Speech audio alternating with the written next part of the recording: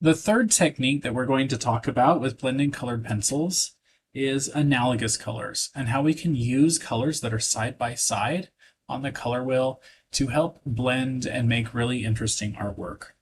In the photo seen here, you can see how we have used analogous colors.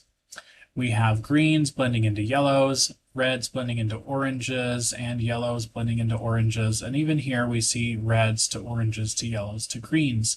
You can see how using these colors together and blending them together create really interesting techniques and make your artwork more interesting to look at.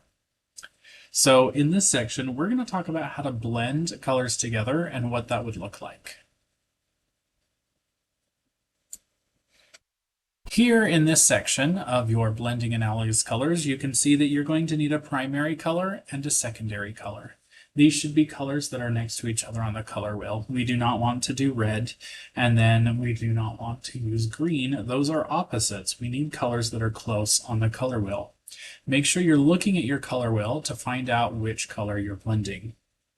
As you can see here, I'm going to be creating a tertiary color, or a yellow-green. So as we blend, when you're doing analogous, you need to always start with the primary color and then move into the secondary color. You can see I've already taken the time to fill in my yellow and also to fill in the green using the proper blending techniques we've learned during tints and shades. So here to begin with, I'm going to start off with my yellow. And you can see, again, holding a little bit further back, I'm not right on the top. I'm holding it so that we can get this really nice, even yellow color down to begin with. Yellow is quite bright, so it might be a little bit more difficult to see. I'm going to go ahead and do 2 layers, making sure to add that in. Then I'm going to bring in my next layer of green, also holding it a little bit further back, and then blending in color.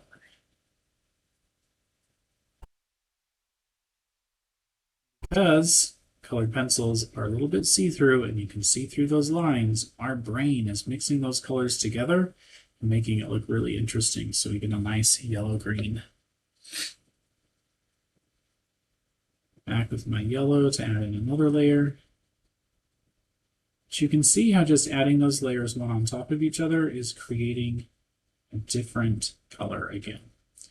Blending colored pencils opens up the ability to have a bunch of different colors and create really interesting works of art. Coloring is a really helpful skill.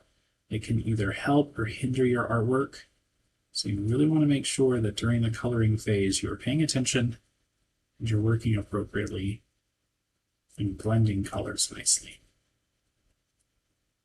I'm going to go ahead and take some time and finish blending this so you can see what it looks like finished.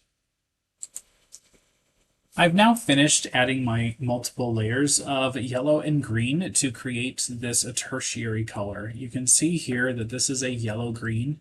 It might not look exactly like the one that comes out of a colored pencil, but it also gives a lot of depth to those colors.